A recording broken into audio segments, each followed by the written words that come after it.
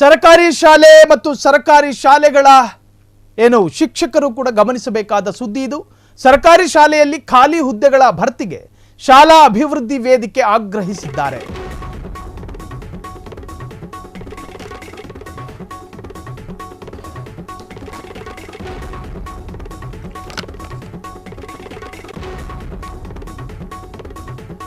ಸಚಿವ ಜಮೀರ್ ಉಸ್ತುವಾರಿ ಕ್ಷೇತ್ರದಲ್ಲಿ ಶಾಲಾ ಶಿಕ್ಷಕರ ಅಭಾವಗಳು ಎದ್ದು ಕಾಣ್ತಾ ಇದೆ.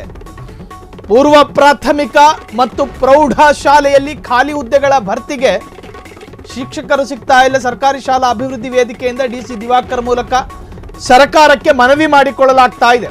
ಹೊಸಪೇಟೆಯಲ್ಲಿ ಪ್ರೈಮರಿ ಶಾಲೆಗಳಲ್ಲಿ 232 ಹುದ್ದೆ, ಹಗರಿಬೊಮ್ಮನಹಳ್ಳಿ ಪ್ರೈಮರಿ ಶಾಲೆಗಳಲ್ಲಿ 174, ಪ್ರೌಢ ಶಾಲೆಗಳಲ್ಲಿ 25, ಹರಪನಹಳ್ಳಿ ಪ್ರೈಮರಿ ಶಾಲೆಯಲ್ಲಿ 228, ಪ್ರೌಢ ಶಾಲೆಯಲ್ಲಿ 36, ಕೂಡ್ಲಿಗಿಯಲ್ಲಿ ಪ್ರೈಮರಿ ಶಾಲೆಗಳಲ್ಲಿ 242, ಪ್ರೌಢ ಶಾಲೆಯಲ್ಲಿ 55, ಪ್ರೌಢ ಶಾಲೆಯಲ್ಲಿ 227 ಹುದ್ದೆ ಖಾಲಿ ಇದ್ದು, ಈ ಪೈಕಿ 178 ಅತಿಥಿ ಶಿಕ್ಷಕರನ್ನ ನೇಮಕ ಮಾಡಿಕೊಳ್ಳಲಾಗಿದೆ.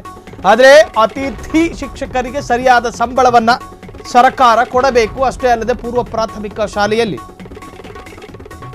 988 ಹುದ್ದೆ ಖಾಲಿ ಇದೆ. ಈ ಪೈಕಿ 594 ಅತಿಥಿ ಶಿಕ್ಷಕರ ನೇಮಕ ಮಾಡಿಕೊಳ್ಳಲಾಗಿದೆ. ಅತಿಥಿ ಶಿಕ್ಷಕರ ಬದಲಾಗಿ ಖಾಯಂ ನೌಕರರನ್ನು ನೇಮಿಸಿಕೊಳ್ಳಲು ಮನವಿಯನ್ನ ಮಾಡಿಕೊಳ್ಳಲಾಗಿದೆ. ಸುದ್ದಿ ಸಾಮಾನ್ಯ ಅನ್ನಿಸಬಹುದು, ಆದರೆ ಶಿಕ್ಷಣ ಇಲಾಖೆಗೆ ಸೂಕ್ಷ್ಮತೆಗಳು ನಷ್ಟ ಆಗಿದೆ ಅನ್ನೋದಕ್ಕೆ ಜೀವಂತ ನಿದರ್ಶನ ಆಯಿತು. ಸರ್ಕಾರಿ ಶಾಲೆಯ ಡೆವಲಪ್ಮೆಂಟಿಗೆ ಸರ್ಕಾರ ಆಸಕ್ತಿಯನ್ನು ತೋರಿಸ್ತಾ ಇಲ್ಲ. ಮಕ್ಕಳು ಶಾಲೆಗೆ ಬರ್ತಾರೆ, ಆಮೇಲೆ ಹೇಳೋದು ಹೆತ್ತವರು ಮಕ್ಕಳನ್ನು ಜಾಯಿನ್ ಮಾಡಿಸ್ತಾ ಇಲ್ಲ ಸರ್ಕಾರಿ ಶಾಲೆಗಳಿಗೆ ಅಂತ. ನೆಟ್ ಶಿಕ್ಷಕರಿಲ್ಲ ನಿಮ್ಮ ಸ್ಕೂಲ್ಗಳಲ್ಲಿ, ಮಕ್ಕಳೇನು ಗೋಡೆ ನೋಡ್ಕೊಂಡು ಪಾಠ ಕೇಳಬೇಕಾ? ಸೊ ಶಿಕ್ಷಕರ ನೇಮಕ ಆಗಬೇಕು. ಸೊ ಅಲ್ಲಿನ ದಿವಾಕರ್ ಜಿಲ್ಲಾಧಿಕಾರಿಯ ಮುಖೇನ ಈ ತರಹದ ಸರ್ಕಾರವನ್ನು ಸರ್ಕಾರದ ಗಮನ ಸೆಳೆಯೋದಕ್ಕೆ ಪ್ರಯತ್ನ ಪಡ್ತಾ ಇದ್ದಾರೆ ಜಿಲ್ಲಾಧಿಕಾರಿಗಳು. ಇದನ್ನು ದಿವಾಕರ್ ಅವರು ಸಾಕಷ್ಟು ವಿಚಾರಗಳಲ್ಲಿ ಹೆಸರು ಮಾಡಿರ್ತಕ್ಕಂಥ ಜಿಲ್ಲಾಧಿಕಾರಿ. ಸೊ ಈ ತರಹದೊಂದು ವಿಚಾರ ಅವರ ಗಮನಕ್ಕೆ ಬಂತು ಎಂದಾದರೆ ಖಂಡಿತವಾಗ್ಲೂ ಕೂಡ ಉತ್ಸಾಹವನ್ನು ತೋರಿಸ್ತಾರೆ. ಸೊ ಹೊಸಪೇಟೆಯಲ್ಲಿ ನೋಡಿ, ಹೊಸಪೇಟೆಯ ಪ್ರೈಮರಿ ಶಾಲೆಯಲ್ಲಿ 232 ಹುದ್ದೆ ಖಾಲಿ ಇದೆ. ಪ್ರೌಢ ಶಾಲೆಗಳಲ್ಲಿ 57, ಇನ್ನು ಹಗರಿಬೊಮ್ಮನಹಳ್ಳಿ ಪ್ರೈಮರಿ ಶಾಲೆಯಲ್ಲಿ 174, ಪ್ರೌಢ ಶಾಲೆಗಳಲ್ಲಿ 25, ಹರಪನಹಳ್ಳಿ ಪ್ರೈಮರಿ ಶಾಲೆಯಲ್ಲಿ 228, ಪ್ರೌಢ ಶಾಲೆಯಲ್ಲಿ 36, ಕೂಡ್ಲಿಗಿಯಲ್ಲಿ ಪ್ರೈಮರಿ ಶಾಲೆಗಳಲ್ಲಿ 242, ಪ್ರೌಢ ಶಾಲೆಗಳಲ್ಲಿ 55. ವಿಧಾನಸೌಧದಲ್ಲಿ ಸಾಕಷ್ಟು MLAಗಳ ಕಚೇರಿಗಳಿದ್ದಾವೆ. ಹಾಗಾಗಿ ಕಾಂಗ್ರೆಸ್ ಶಾಸಕರ ಕಚೇರಿಯಲ್ಲಿರ್ತಕ್ಕಂತಹ ಯಾವುದಾದ್ರೂ ಶಾಸಕರಿಗೆ PA ಕೊರತೆ ಇದೆಯಾ ಅಂತ ಕೇಳಿದ್ರೆ ಇಲ್ಲ, ಎಲ್ಲವೂ ನೇಮಕ ಆಗಿರ್ತವೆ, ಯಾವ ಹುದ್ದೆಯೂ ಖಾಲಿ ಇಲ್ಲ. ಒಂದು ಅವಕಾಶ ಇದ್ರೆ 2 ಜನರನ್ನ ನೇಮಿಸಿಕೊಂಡಿರ್ತಾರೆ. ಆದರೆ ಸರ್ಕಾರಿ ಶಾಲೆ ಮಕ್ಕಳಿಗೆ ವಿದ್ಯಾರ್ಜನೆಯನ್ನು ಕೊಡಬೇಕಾದಂತಹ ಕೇಂದ್ರ, ಆ ಶಾಲೆಯಲ್ಲಿ ಹುದ್ದೆಗಳು ಖಾಲಿ ಬಿದ್ದಿದ್ದಾವೆ. ಅದನ್ನು ತುಂಬಿಸುವಂತಹ ನೇಮಕಾತಿ ಆರಂಭ ಮಾಡಿ ಪಾರದರ್ಶಕವಾಗಿ ಶಿಕ್ಷಕರನ್ನು ನೇಮಿಸಿಕೊಳ್ಳುವಂತಹ ವಿಚಾರಕ್ಕೆ ಆಸಕ್ತಿ ತೋರಿಸಲ್ಲ. ಒಂದೊಂದು ಪ್ರೌಢ ಶಾಲೆಯಲ್ಲಿ, ಪ್ರೈಮರಿ ಶಾಲೆಯಲ್ಲಿ 100 ಹುದ್ದೆಗಳು ಖಾಲಿ ಬಿದ್ದಿದ್ದಾವೆ. ಮಕ್ಕಳ ಶಿಕ್ಷಣದ ಗುಣಮಟ್ಟದ ಬಗ್ಗೆ ಯೋಚನೆ ಮಾಡಿದ್ದೀರಾ? ಗಣಿತ ಎಕ್ಸ್ಪರ್ಟ್ ಮಾಸ್ಟರ್ಗಳು ಅಥವಾ ಗಣಿತ ಮೇಷ್ಟ್ರು ಪಾಠ ಮಾಡಿದರೆ ಮಾತ್ರ ಗಣಿತ ಮಕ್ಕಳ ತಲೆಗೆ ಹೋಗೋದು. ಕೆಲವೊಂದು ಶಾಲೆಗಳಲ್ಲಿ ಹೆಂಗಾಗಿರ್ತವೆ ಅಂತ ಹೇಳಿದ್ರೆ, ಕೆಲವೊಂದು ಶಾಲೆಗಳಲ್ಲಿ ಗಣಿತ ಶಿಕ್ಷಕರು ಇಲ್ದಲೆ ಹಿಂದಿ ಮೇಷ್ಟ್ರ ಜೊತೆನೂ ಮಾಡಿಸ್ಕೊತಾರೆ ಪಾಪ. ಸೊ ಈ ಬಗ್ಗೆ ಹೆಚ್ಚಿನ ಡೀಟೇಲ್ಸ್ ಕೊಡೋದಕ್ಕೆ ನಮ್ಮ ಪ್ರತಿನಿಧಿ ವೀರೇಶ್ ಈಗ ಫೋನ್ ಸಂಪರ್ಕದಲ್ಲಿ. ವೀರೇಶ್, ನನ್ನ ಧ್ವನಿ ಕೇಳಿಸ್ತಾ ಇದೆಯಾ? ಎಸ್, ಸಂಪರ್ಕ ಸಾಧ್ಯ ಆಗ್ತಾ ಇಲ್ಲ. ಇನ್ನು ಪ್ರೌಢ ಶಾಲೆಯಲ್ಲೂ ಕೂಡ ಈ 100 ಶಿಕ್ಷಕರ ಹುದ್ದೆ ಖಾಲಿ ಇದೆ. ಪ್ರೌಢ ಶಾಲೆಯಲ್ಲಿ SSLC ಮಕ್ಕಳು ಬಂದಿರ್ತಾರೆ, ಅವರಿಗೆ ಪಬ್ಲಿಕ್ ಎಕ್ಸಾಮ್ ಇರ್ತವೆ. ಶಿಕ್ಷಕರ ಕೊರತೆಯಿಂದಾಗಿ ಮಕ್ಕಳಿಗೇನಾದರೂ ಶಿಕ್ಷಣದ ವಂಚನೆಯಾದರೆ, ಮಕ್ಕಳು ಶಿಕ್ಷಣದಿಂದ ವಂಚಿತರಾದರೆ ಅದಕ್ಕೆ ಉತ್ತರ ಯಾರು ಕೊಡೋದು? ಮತ್ತು ಪೋಷಕರನ್ನ ಬ್ಲೇಮ್ ಮಾಡೋದು, ಅವರನ್ನ ದೂಷಿಸೋದು. ನೆಟ್ಟಿಗೆ ಸರ್ಕಾರಿ ಶಾಲೆಯಲ್ಲಿ ಸರಿಯಾಗಿ ಶಿಕ್ಷಕರ ನೇಮಕಾತಿ ಆಗಿಲ್ಲ, 100 ಹುದ್ದೆಗಳು ಖಾಲಿ ಬಿದ್ದಿದ್ದಾವೆ. ಮತ್ತೆ ಕನ್ನಡವನ್ನು ಉಳಿಸಿ, ಕನ್ನಡ ಶಾಲೆಗಳನ್ನು ಬೆಳೆಸಿ ಅನ್ನೋ ಅಭಿಯಾನಗಳು ಕೂಡ ಶುರುವಾಗುತ್ತೆ. ಇನ್ನು ರಾಜಕಾರಣಿಗಳ ಭಾಷಣದ ಸೌಂದರ್ಯಕ್ಕಾಗಿ ಸುಮ್ಮನೆ ಸರ್ಕಾರಿ ಶಾಲೆಗಳನ್ನು ಎಳೆದು ತರ್ತಾರೆ. ಎಸ್ ಸಿ ಬಗ್ಗೆ ಹೆಚ್ಚಿನ ಡೀಟೇಲ್ಸ್ ಕೊಡೋದಕ್ಕೆ ಮತ್ತೆ ಸಂಪರ್ಕದಲ್ಲಿದ್ದಾರೆ ನಮ್ಮ ಪ್ರತಿನಿಧಿ ವೀರೇಶ್. ನಾನು ಧ್ವನಿ ಕೇಳಿಸ್ತಾ ಇದೆ ತಮಗೆ?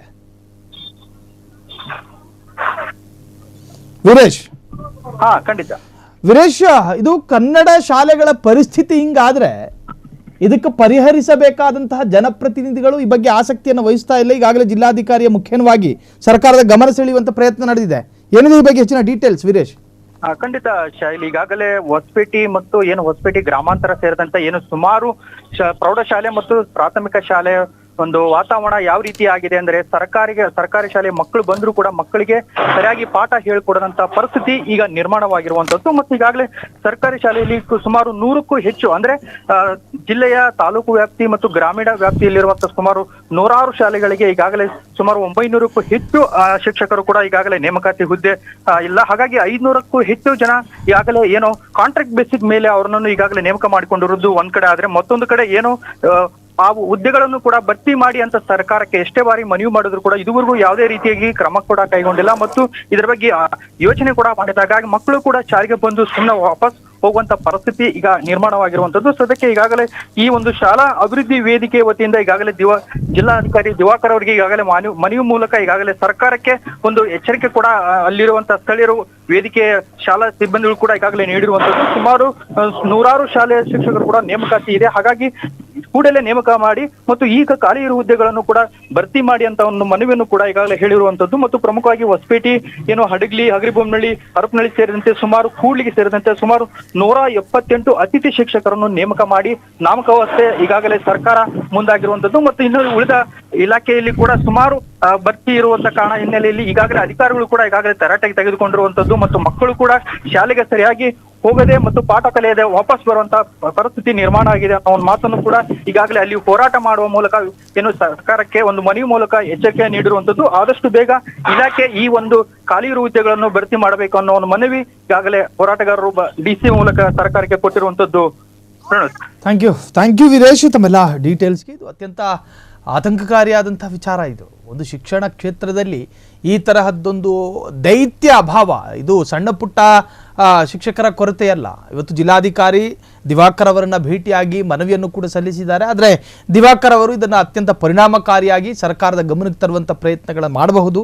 ಕಾರಣ ದಿವಾಕರ್ ಸಾಕಷ್ಟು ವಿಚಾರಗಳಲ್ಲಿ ಕೂಡ ಧನಾತ್ಮಕವಾಗಿ ಸುದ್ದಿಯಲ್ಲಿದ್ದವರು. ಸೊ ಇನ್ನು ಈ ತರಹದ್ದೊಂದು ಸಮಸ್ಯೆಗೆ ಸರ್ಕಾರ ಸೂಕ್ತ ಪರಿಹಾರ ಕೊಡುತ್ತಾ ಕಾದು ನೋಡೋಣ. ಕ್ಷಣ ಕ್ಷಣದ ಸುದ್ದಿಗಳಿಗಾಗಿ ಫ್ರೀಡಂ ಟಿವಿ ಸಬ್ಸ್ಕ್ರೈಬ್ ಮಾಡಿ, ಲೈಕ್ ಮಾಡಿ ಹಾಗೂ ಫಾಲೋ ಮಾಡಿ. ಹೊಸ ಸುದ್ದಿಗಳ ನೋಟಿಫಿಕೇಶನ್ಗಾಗಿ ಬೆಲ್ ಐಕಾನ್ ಮೇಲೆ ಕ್ಲಿಕ್ ಮಾಡಿ.